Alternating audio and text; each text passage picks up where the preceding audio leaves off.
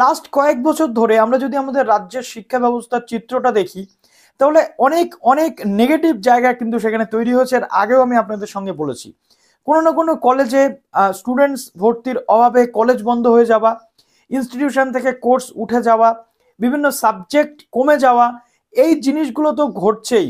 তার সাথে সাথে এখন নতুন জিনিস কিন্তু আমরা দেখতে পাচ্ছি। এবছর এনইপি চালু হওয়ার পর স্টুডেন্টসদের অনার্স পড়াতে অনীহা রয়েছে। স্টুডেন্টসরা 4 বছরের গ্র্যাজুয়েশন খুব বেশি পড়তে চাইছে না, তার সাথে সাথে পাস্ট গ্র্যাজুয়েশনে পড়ার ঝোঁক বাড়ছে। তা সত্ত্বেও পুজোর আগে পর্যন্ত ভর্তির যে আমরা চিত্র দেখেছিলাম, সেখানে এক একটা কলেজে অর্ধেকের বেশি সিট কিন্তু ফাঁকা ছিল। পরবর্তীতে পুজোর পরে পুনরায় ভর্তির প্রক্রিয়া চালু করে কিছুটা সিট ভরানো গেছে।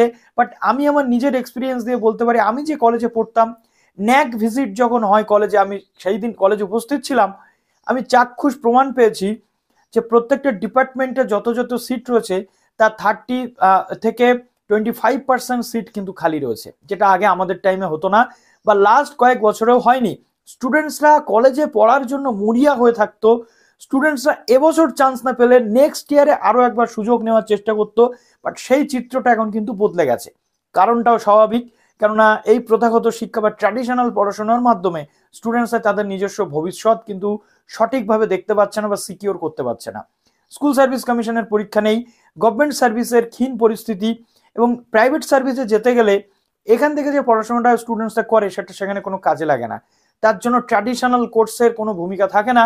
সেক্ষেত্রে স্টুডেন্টসদের টেকনিক্যাল কোর্স শিখতে হয়, প্রফেশনাল কোর্সের মধ্যে যেতে হয়। সেই জন্য স্টুডেন্টস অনেক ক্ষেত্রে প্রফেশনাল বা টেকনিক্যাল কোর্সের দিকে বেশি ঝোঁক দেখাচ্ছে আপাতত। বাট এই পর্যন্ত তো ঠিক ছিল।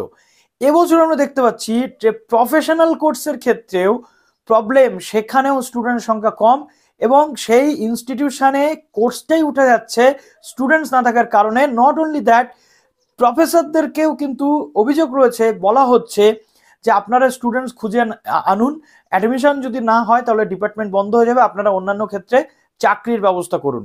এর থেকে লজ্জাজনক আর কি হতে পারে? তো এই ভিডিওতে আমরা ডিসকাস করব পুরো ডিটেল। যারা নতুন আছেন এই চ্যানেলে, অবশ্যই চ্যানেলটিকে সাবস্ক্রাইব করে পাশে বেল আইকনটি ক্লিক করে দিন, যাতে সমস্ত তথ্যগুলো আপনার টাইম এখান থেকে পেয়ে যান। এর আগে আমরা দেখেছি রাজ্যের বিভিন্ন বিএড বা ডিএলএড কলেজের এরকম পরিস্থিতি ছিল। অনেক টিচারকে আমরা ফেসবুকে অ্যাড দিতে দেখি তার নিজের কলেজের। তো এই একাধিক বিষয় রয়েছে। প্রফেসর বা টিচাররা কেন এই কাজ করবেন? তাদের কাজ পড়ানো, তারা স্টুডেন্টস খুঁজে আনা তাদের ডিউটি নয়। তার জন্য ইউনিভার্সিটি বা কলেজের বিভিন্ন উইংস থাকে, মার্কেটিং সেল থাকে। যেমন আমরা অনেক ক্ষেত্রে মার্কেটিং করে থাকি বিভিন্ন ইনস্টিটিউশনের। আমি একাধিক ইনস্টিটিউশনের এর আগে প্রমোশন করেছি, ব্র্যান্ডিং করেছি। কেন?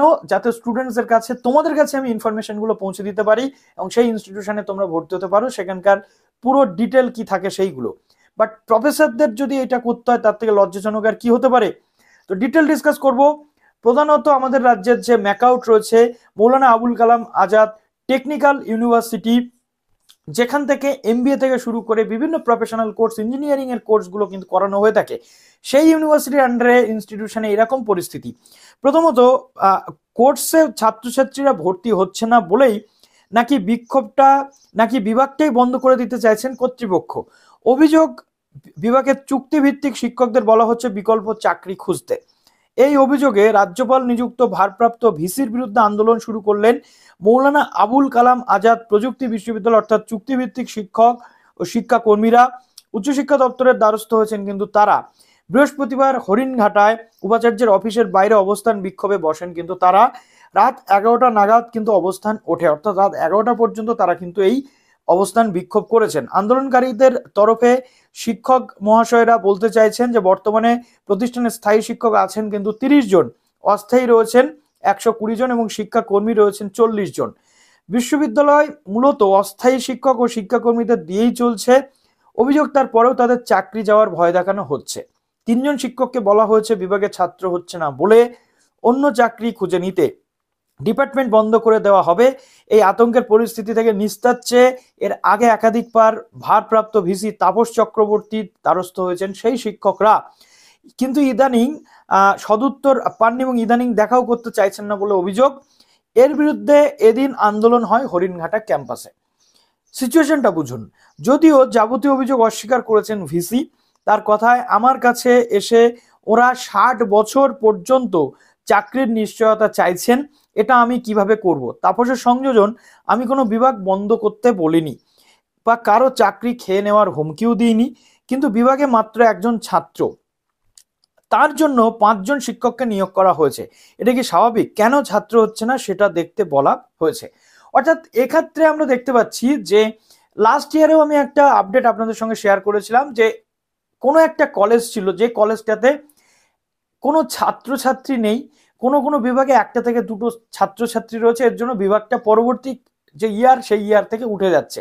এখন আমরা দেখতে পাচ্ছি ইনস্টিটিউশনে মাত্র 1জন ছাত্র রয়েছে, তার জন্য 5 জন টিচার। তো এটা একটা অস্বাভাবিক ব্যাপার। সেই জন্য টিচারদেরকে নাকি বলা হয়েছে ছাত্র কেন হচ্ছে না সেই সমস্যাটা দেখার জন্য। তো আশা করব এই জিনিসটা খুব তাড়াতাড়ি শর্ট আউট হবে। ভাইস চ্যান্সেলর মহাশয় থেকে শুরু করে শিক্ষকরা এই বিষয়টা নিয়ে ডিসকাস করে যত দ্রুত সম্ভব এর নিষ্পত্তি করবেন। সেই তার সাথে সাথে আমরা স্টুডেন্টসদের জন্য একটা বার্তা দিতে চাইবো। প্রথমত, মৌলানা আবুল কালাম আজাদ যে ইনস্টিটিউশন বা টেকনিক্যাল ইউনিভার্সিটি রয়েছে, এই ইউনিভার্সিটিতে প্রচুর কোর্স কিন্তু করানো হয়। এর আন্ডারে গভর্নমেন্ট কলেজ রয়েছে, এর আন্ডারে কিন্তু নন গভর্নমেন্ট বা প্রাইভেট কলেজ বা সেলফ ফিনান্সিং কলেজও রয়েছে। প্রচুর প্রচুর স্টুডেন্ট যারা উচ্চ মাধ্যমিকের পর আপনারা প্রফেশনাল কোর্স করার জন্য চিন্তা ভাবনা করছেন, তারা কিন্তু এই ইউনিভার্সিটির আন্ডারে যে কলেজগুলো রয়েছে সেখানে আপনারা পরীক্ষা অর্থাৎ সিইটি বা কমন এন্ট্রান্স টেস্ট যেটা রয়েছে সেটা দিয়ে ভর্তি হতে পারবেন। সিইটির কিন্তু এর আগেও আমি আপনাদেরকে বলেছি সিইটি পরীক্ষার ব্যাপারে। তো সিইটি পরীক্ষার মাধ্যমে এখানে এন্ট্রান্সের মাধ্যমে আপনারা অ্যাডমিশন নিতে পারেন, এবং তার সাথে সাথে আপনাদের জন্য সুযোগ থাকে বিভিন্ন ইনস্টিটিউশনে কোর্স ফিস থেকে শুরু করে বিভিন্ন বিষয়ে স্কলারশিপেরও কিন্তু ব্যবস্থা থাকে। তো আমি আপনাদের বলবো যে এই ইউনিভার্সিটির অন্তর্গত কলেজ বা ইউনিভার্সিটির ইনস্টিটিউশন যেগুলো রয়েছে সেখানে আপনার প্রফেশনাল কোর্সে ভর্তি হন। এখানে এতগুলো প্রফেশনাল কোর্স বা এতগুলো কোর্সেস রয়েছে, এমবিএ থেকে শুরু করে ইঞ্জিনিয়ারিং এর বিভিন্ন ব্রাঞ্চেস রয়েছে, যেটা অন্যান্য কোনো ইউনিভার্সিটিতে গেলে একসাথে আপনারা কিন্তু পাবেন না। তো আপনারা অবশ্যই অ্যাডমিশনটা নিন যাতে ইনস্টিটিউশনগুলো সিট খালি না থাকে, এবং অবশ্যই বিষয়টা আপনারা ভাবুন। এবং সিইটি এক্সাম যখন হবে তার আগে যে ডিটেলগুলো আসবে, বিশেষ করে যারা উচ্চ মাধ্যমিক পাস করবেন, উচ্চ মাধ্যমিকের পরবর্তীতে আপনাদের এই অ্যাডমিশনগুলো হয়ে থাকে, তো আমি অবশ্যই ইনফরমেশনটা প্রোভাইড করবো। তো চলুন ভিডিওটা এখানে শেষ করলাম। ভালো থাকবেন সবাই, বেস্ট অফ লাক।